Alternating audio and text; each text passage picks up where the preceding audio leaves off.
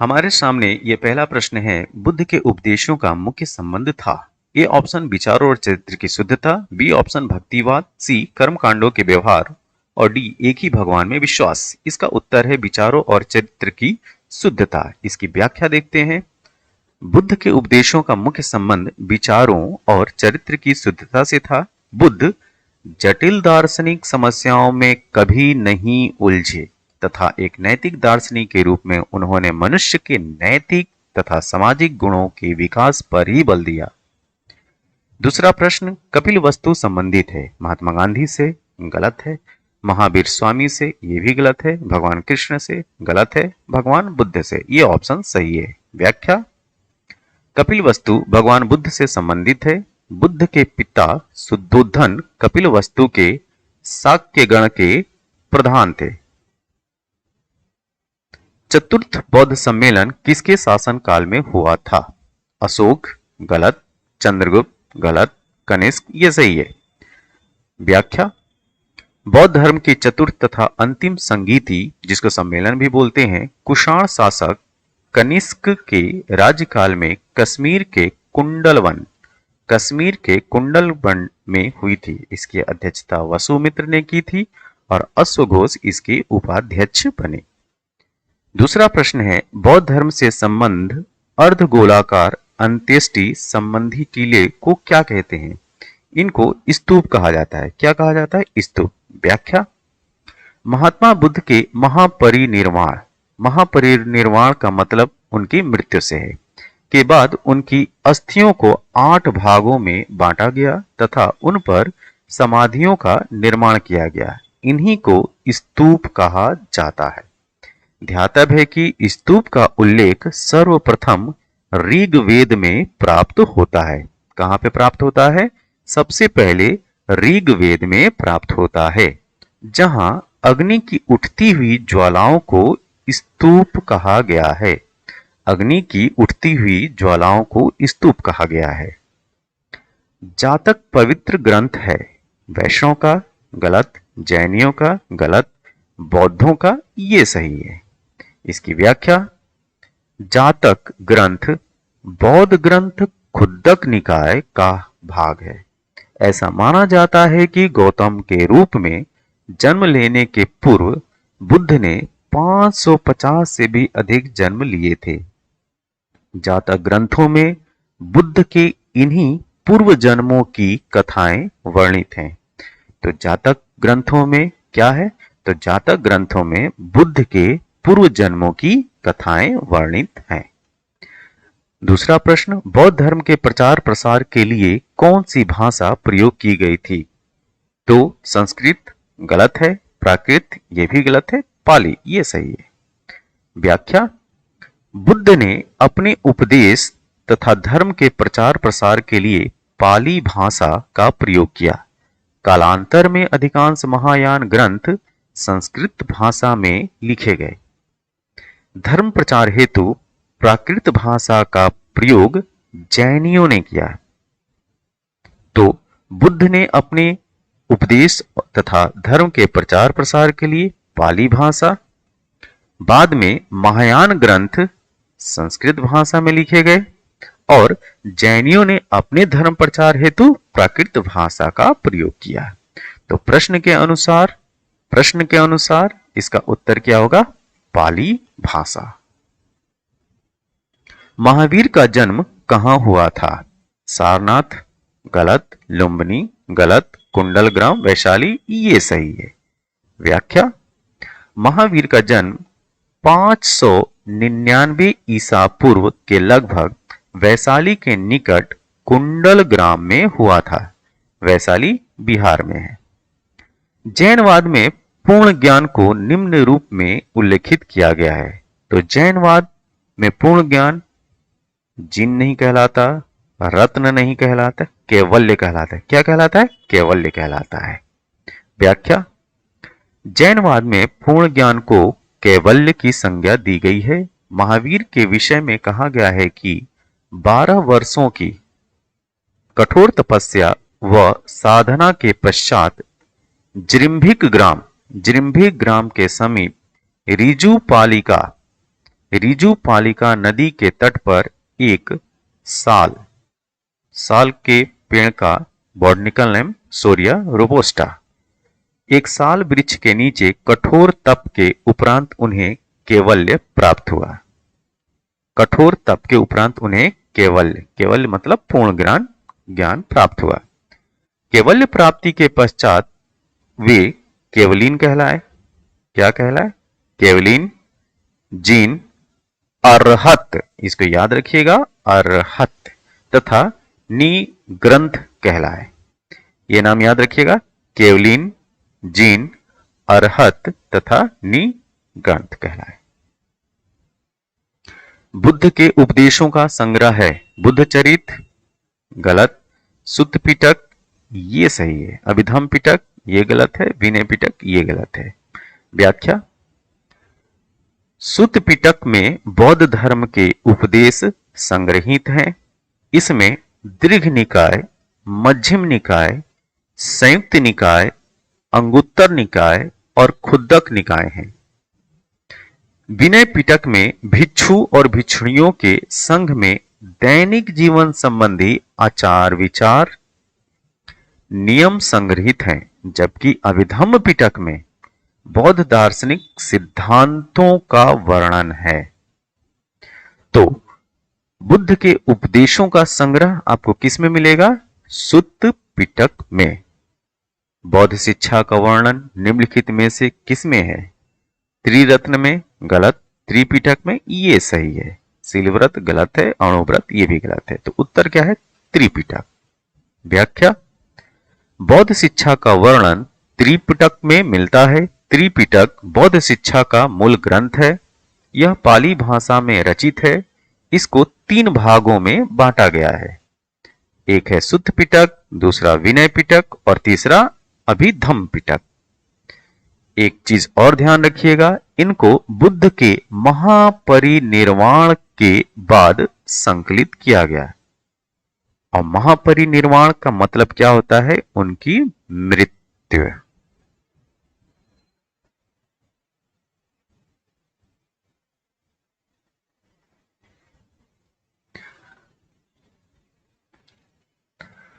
निम्नलिखित में से बुद्ध का समकालीन कौन था? मोजेज, गलत है। कन्फ्यूशियस, ये चाइना का था, ये उनका समकालीन था। मोहम्मद साहब, ये भी गलत है। व्याख्या देखते हैं। जिस प्रकार गौतम बुद्ध ने भारत में बौद्ध धर्म का प्रवर्तन किया, उसी प्रकार 500 ईसा पूर्व में चीन में विद्यमान कन्फ्यूशियस के सिद्धांतों पर कन्फ्यूशियस धर्म बना। कन्फ्यूशियस को चीनी लोग राजा फुत्से कहते हैं। इसका टाइम पीरियड, समय काल क्या था? 551 से 479 ईसा पूर्व था। ये महावीर तथा बुद्ध के समकालीन थे।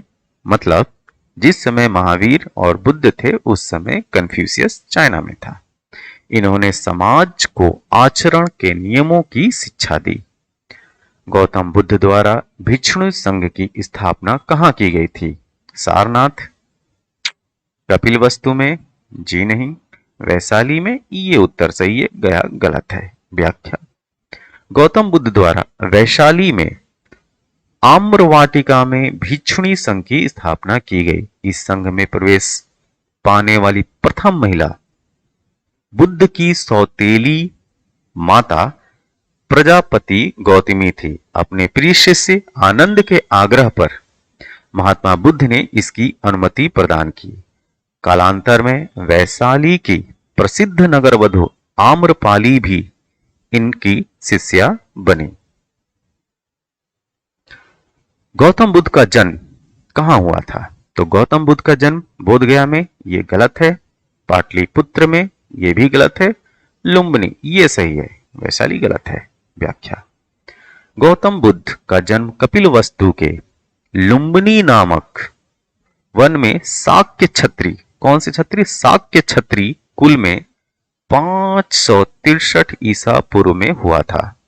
लुम्बिनी संप्रति नेपाल में। किस देश में? नेपाल में। बुद्ध शब्द का तात्पर्य होता है एक विजेता, जी नहीं। एक परिमोचक? जी नहीं। एक ज्ञान संपन्न व्यक्ति? जी हां। एक भ्रमणकारी? ये भी गलत है। व्याख्या। बुद्ध शब्द का अर्थ होता है जारित। ध्यान दीजिएगा, जारित या ज्ञान संपन्न। गौतम बुद्ध को ज्ञान प्राप्त होने के बाद बुद्ध कहा गया। यह ज्ञान बोध गया बिहार में प्राप्त हुआ। गौतम बुद्ध की मृत्यु कहां हुई थी? लुम्बिनी में तो जन्म हुआ था। श्रावस्ती? गलत। कुशीनगर? ये सही है। बोधगया में ज्ञान की प्राप्ति हुई थी। ठीक, ये भी गलत है। तो मृत्यु कुशीनगर में हुआ था। व्याख्या। गौतम बुद्ध की मृत्यु 483 ईसा पूर्व में मल्ल गणराज्य कुशीनगर उत्तर प्रदेश में हुई थी। बौद्ध धर्म में इसे महापरिनिर्वाण कहा गया है। गौतम बुद्ध के संबंध में सभी सही है सिवाय एक के। उनका जन्म लुम्बिनी में हुआ था, सही है। उनकी मृत्यु कुशीनगर में हुई थी, सही है। उन्हें ज्ञान की प्राप्ति बोध गया में हुई थी, ये सही है। उन्हें ज्ञान की प्राप्ति राजगिरी में हुई थी, ये गलत है। गौतम बुद्ध का जन्म लुम्बिनी में हुआ था। गृह त्यागने के बाद बोध गया में ज्ञान प्राप्त हुआ था। उनकी मृत्यु कुशीनगर में हुई थी और अंतिम विकल्प सही नहीं है। ठीक। गौतम बुद्ध को कौन सी जगह ब्रह्म ज्ञान प्राप्त हुआ था? सारनाथ? जी नहीं। बोध गया इसका सही उत्तर है। प्रयाग, पाटलिपुत्र? ये गलत है। व्याख्या देखिए। 29 वर्ष की अवस्था में बुद्ध ने गृह त्याग कर, घर त्याग कर दिया था और इसे बौद्ध ग्रंथों में महाभिनिष्क्रमण, उनके घर त्यागने या गृह त्यागने को क्या बोलते हैं? महाभिनिष्क्रमण कहा गया है। इसके पश्चात उन्होंने बोध गया में निरंजना नदी जो आज की डेट में फाल्गु के नाम से जानी जाती है, उसके तट पर बोधि वृक्ष जो कि पीपल का पेड़ था के नीचे समाधि लगाई और 8वें दिन, वैशाख महीने के 8वें दिन, पूर्णिमा के दिन ज्ञान प्राप्ति के बाद वे गौतम बुद्ध तथागत शाक्य मुनि के नाम से प्रसिद्ध हुए।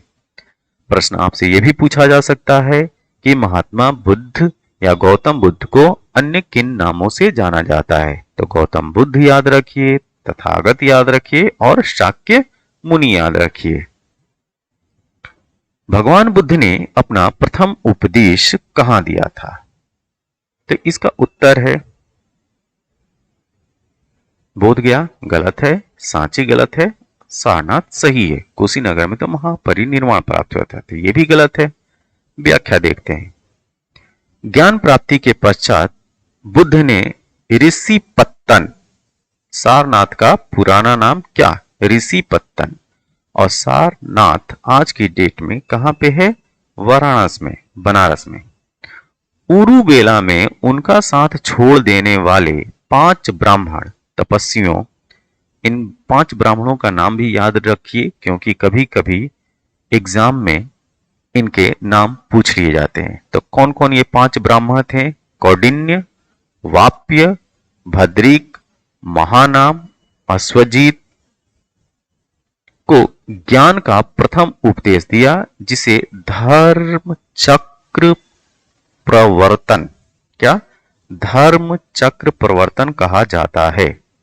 बौद्ध संघ में प्रवेश सर्वप्रथम यहीं से प्रारंभ हुआ, किंतु दूसरे जो इतिहासकार हैं बी एन लुनिया के अनुसार बुद्ध ने अपना प्रथम उपदेश उरुबेला, जो कि बोधगया में है, तपस्सु एवं मलिक नामक बंजारों को दिया था। तो जिस तरीके से आपके प्रश्न में ऑप्शंस आए उस हिसाब से आप उत्तर दीजिएगा। अगर मान लिया कि पेपर सेटर ने जो पेपर सेट किए हुए हैं वो इस इतिहासकार को मान लिया, उसके तथ्य को मान लिया और उसके अनुसार उसने ऑप्शन सेट करके रखे हैं, तो उसके अनुसार आप तपस्सु और मलिक का नाम लीजिएगा, नहीं तो कौंडिन्य, वाप्य, भद्रिक, महानाम और अश्वजीत का नाम लीजिएगा।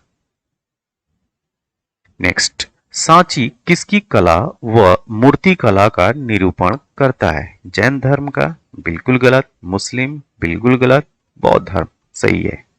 व्याख्या, सांची जो कि मध्य प्रदेश में है, बौद्ध कला का केंद्र स्थल रहा है।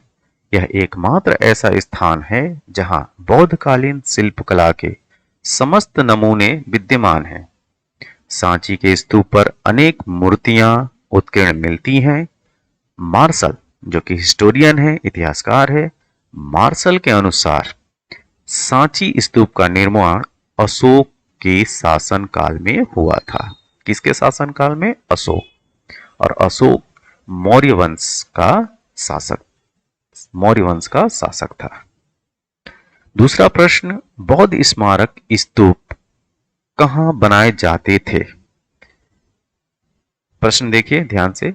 बौद्ध स्मारक स्तूप कहां बनाए जाते थे? बुद्ध के अवशेषों पर, ये सही है।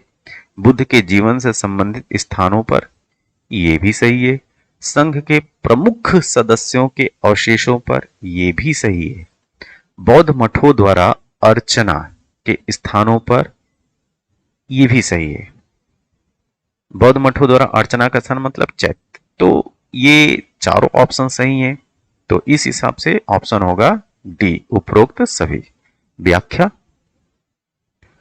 बौद्ध स्तूप बौद्ध के अवशेषों पर, बुद्ध के जीवन से संबंधित स्थानों पर, संघ के प्रमुख सदस्यों के अवशेषों पर तथा बौद्ध मतों द्वारा अर्चना के स्थानों पर बनाए जाते थे। आजीवक संप्रदाय के संस्थापक कौन थे? उपाली, गलत है। आनंद, ये भी गलत है। मैखाली गोशाल, ये सही है। रपुलोभद्र, ये गलत है। व्याख्या, बुद्ध के जन्म के पूर्व एक प्रमुख धार्मिक संप्रदाय आजीवक संप्रदाय, जिसके संस्थापक मक्खाली गोशाल थे, इनका मत नियतिवाद कहा जाता है। क्या? इनका मत, इनकी जो फिलॉसफी है वो क्या है? नियतिवाद। अब बात करते हैं दूसरे प्रश्न की। जैन धर्म के प्रथम तीर्थंकर कौन थे? महावीर स्वामी, गलत। पार्श्वनाथ, ये भी गलत। ऋषभदेव, ये सही है। व्याख्या देखिए, जैन धर्म के प्रथम तीर्थंकर ऋषभदेव थे। पार्श्वनाथ जैन धर्म के 23वें तीर्थंकर थे, जबकि महावीर स्वामी 24वें एवं अंतिम तीर्थंकर थे। महावीर ने किस सन में निर्वाण प्राप्त किया था? तो निर्वाण का मतलब मृत्यु से है। तो यहां पे जो ऑप्शंस दिए गए हैं, इस ऑप्शंस के अनुसार आपका उत्तर होगा सी, 527 ईसा पूर्व। व्याख्या देखते हैं। महावीर के जन्म एवं मृत्यु से संबंधित तिथियों में विवाद है। एक तिथि के अनुसार महावीर का जन्म 599 ईसा पूर्व में एवं मृत्यु, जिसका निर्वाण या महापरिनिर्वाण कहते हैं, 527 ईसा पूर्व में, जबकि दूसरी तिथि के अनुसार जन्म 540 ईसा पूर्व में और मृत्यु 468 ईसा पूर्व में माना जाता है। इन दोनों तिथियों में प्रथम तिथि अधिक मान्य है। ठीक, तो उसी को मानते हुए हमने इसका उत्तर सी दिया, 527 ईसा पूर्व। निम्नलिखित में से कौन जैन धर्म के असली संस्थापक माने जाते हैं? ऋषभनाथ, जी नहीं। पार्श्वनाथ, जी नहीं। नेमिनाथ, जी नहीं। यह है वर्धमान महावीर स्वामी। व्याख्या, वर्धमान महावीर जैनियों के 24वें तीर्थंकर एवं जैन धर्म के वास्तविक संस्थापक माने जाते हैं। उन्होंने पार्श्वनाथ के 4 जैन सिद्धांतों, कौन से 4 जैन सिद्धांत थे जो कि पार्श्वनाथ द्वारा दिए गए थे? वो था सत्य, अस्तेय, अहिंसा, अपरिग्रह में अपना 5वां सिद्धांत ब्रह्मचर्य जोड़ा। इनका जन्म कुंडल ग्राम में ज्ञात्रिक क्षत्रिय कुल में हुआ था।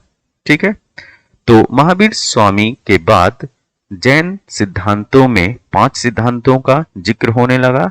ठीक, सत्य, अस्तेय, अहिंसा, अपरिग्रह, और महावीर स्वामी द्वारा जो जोड़ा गया 5वां सिद्धांत था वो था ब्रह्मचर्य।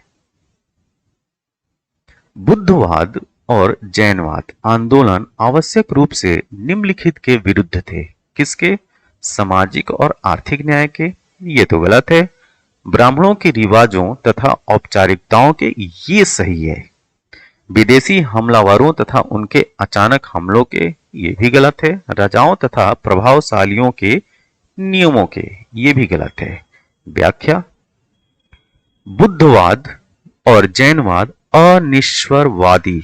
अनिश्वरवादी धर्म थे। इन्होंने ब्राह्मणों के रीति रिवाजों एवं कर्म कांडों का विरोध किया था। इनके अनुसार ब्राह्मणों के कर्म कांड और यज्ञ एक जीर्ण नाव है। जीर्ण नाव का मतलब पुरानी टूटी फूटी नाव के समान है, जो संसार रूपी सागर से मनुष्य को पार नहीं ले जा सकती। दूसरा प्रश्न, महावीर एवं बुद्ध दोनों ने किसके शासनकाल में उपदेश दिया? अजातशत्रु। गलत। बिंबिसार। ये सही है। ये हर्यक वंश का है। बिंबिसार। ये सही है। नंदीवर्धन। गलत है। उदय। गलत है। व्याख्या देखते हैं। महावीर एवं बुद्ध ने मगध नरेश बिंबिसार के शासनकाल में उपदेश दिया। महावीर स्वामी और बिंबिसार निकट संबंधी भी थे, एक दूसरे से के रिलेटिव में थे, क्योंकि महावीर की माता त्रिशला या विदेह दत्ता लिच्छवी शासक चेटक की बहन थी। देख रहे हैं। तथा बिंबिसार का विवाह चेटक की पुत्री से हुआ था और बिंबिसार ने बुद्ध के निवास के लिए वेलुवन नामक विहार बनवाया था।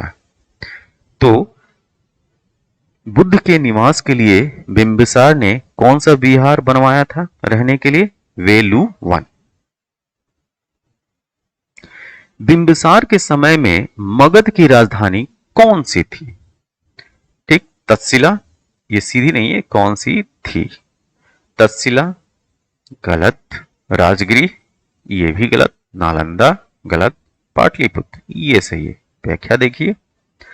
हर्यक वंश के संस्थापक बिंबिसार के समय में मगध की राजधानी राजगिरी थी।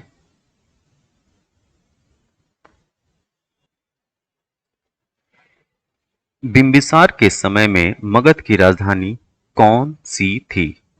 ठीक, ये था। कौन सी थी? तक्षशिला। जी नहीं। राजगिरी। ये सही है। नालंदा। गलत है। पाटलिपुत्र। गलत है। व्याख्या देखते हैं। हर्यक वंश के संस्थापक बिंबिसार के समय में मगध की राजधानी राजगृह थी। इसे गिरिव्रज के नाम से भी जाना जाता है। जैन ग्रंथ विविधतीर्थकल्प। क्या? फिर से पढ़िए। विविध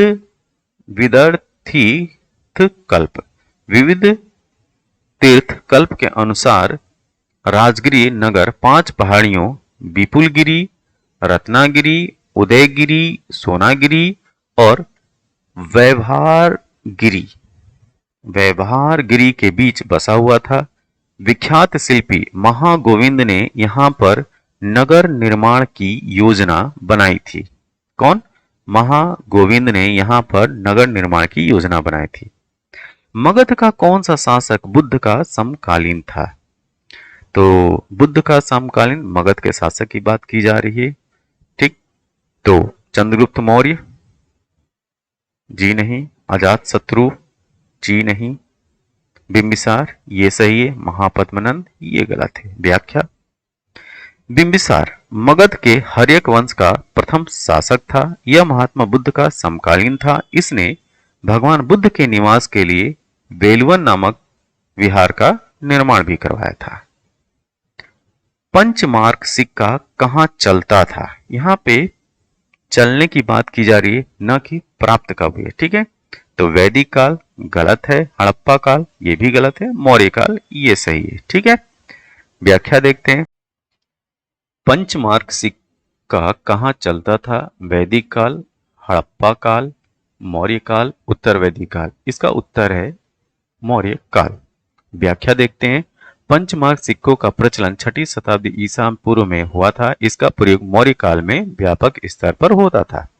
सिक्कों के अध्ययन को क्या कहते हैं? आर्कियोलॉजी गलत है, हिस्टोरियोग्राफी ये भी गलत है, न्यूमिस्मेटिक्स ये सही है, एपिग्राफी ये गलत है। व्याख्या, सिक्कों के अध्ययन को न्यूमिस्मेटिक कहा जाता है, अभिलेखों के अध्ययन को एपिग्राफी कहा जाता है और आर्कियोलॉजी पुरातत्व अध्ययन को कहते हैं, जबकि हिस्टोरियोग्राफी जो है वो स्टडी ऑफ हिस्ट्री के लिए बात की जाती है। शिशुनाग ने अपनी राजधानी कहाँ बनाई थी? मुर्शिदाबाद गलत, वैशाली ये सही है, ठीक, पाटलिपुत्र गलत है, मुंगेर गलत है। व्याख्या, शिशुनाग ने अवंती व वत्स राज्य को जीतकर मगध साम्राज्य में मिला लिया। इसके बाद वैशाली को अपने राजधानी बनाया, परंतु कालाशोक ने पुनः पाटलिपुत्र को अपनी राजधानी बनाया। प्राचीन काल में किस जनपद की राजधानी उज्जैन थी? अवंती, जी हाँ ये सही है। व्याख्या देखते हैं। आधुनिक मालवा का क्षेत्र ही प्राचीन अवंती महाजनपद का क्षेत्र था। यह महाजनपद दो भागों में बटा था, एक उत्तरी अवंती और दूसरा दक्षिणी अवंती। उत्तरी अवंती की राजधानी उज्जैन या उज्जैनी और दक्षिणी अवंती की राजधानी महिष्मती थी। नेक्स्ट क्वेश्चन, पटना शहर का पुराना नाम क्या है? पटना शहर का पुराना नाम Pataliputra. Next question, Alexander Bharat पर आक्रमण कब किया था? तो अलेक्जेंडर ने 326 ईसा पूर्व में भारत पर आक्रमण किया था। व्याख्या देखिए, सिकंदर अथवा अलेक्जेंडर ने 326 ईसा पूर्व में भारत पर आक्रमण कर हाइलेरपीस या वितस्ता, ये वितरता नहीं है, वितस्ता झेलम के युद्ध में पोरस को हराया था। ठीक है, 326 ईसा पूर्व उत्तर पश्चिम भारत में सिकंदर का अतिक्रमण इनमें से किसके काल में हुआ था? अजातशत्रु गलत है, नंदवंश ये सही है। ठीक है, चंद्रगुप्त मौर्य गलत, शिशुनाग गलत। व्याख्या, यूनान के प्रसिद्ध शासक सिकंदर ने जिस समय उत्तर पश्चिम भारत पर आक्रमण किया था उस समय नंद वंश का काल था और इस समय धनानंद का शासन काल चलता था। सिकंदर की मृत्यु कहाँ हुई थी? पटाला गलत, तक्षशिला गलत, बेबीलोन में उसकी मृत्यु हुई थी। ठीक है, व्याख्या, सिकंदर की मृत्यु लगभग 323 ईसा पूर्व में बेबीलोन में हुई थी। सिकंदर मेसिडोन के क्षत्रप फिलिप द्वितीय का पुत्र था और 326 ईसा पूर्व में उसने भारत विजय के लिए अभियान चलाया था। कौन सी नदी सिकंदर महान के भारत आक्रमण के सन्निकट पूर्वी सीमा थी? सतलज गलत, सिंधु गलत, ब्यास ये सही है। व्याख्या देखिए, ब्यास नदी के तट पर सिकंदर की सेना ने आगे बढ़ने से इनकार कर दिया था और यहीं से वह वापस लौट गया। अतः व्यास नदी सिकंदर महान के भारत आक्रमण की सन्निकट पूर्वी सीमा थी। किस यूनानी इतिहासकार को इतिहास का जनक, फादर ऑफ हिस्ट्री कहा जाता है? आर्किमिडीज गलत है, हेरोडोटस ये सही है। ठीक है, यूक्लिड, हिप्पोक्रेट्स ये गलत है। व्याख्या, यूनानी इतिहासकार हेरोडोटस को इतिहास का जनक कहा जाता है। 5वीं शताब्दी ईसा पूर्व में उसने हिस्टोरिका नामक पुस्तक की रचना की थी। थैंक यू, धन्यवाद।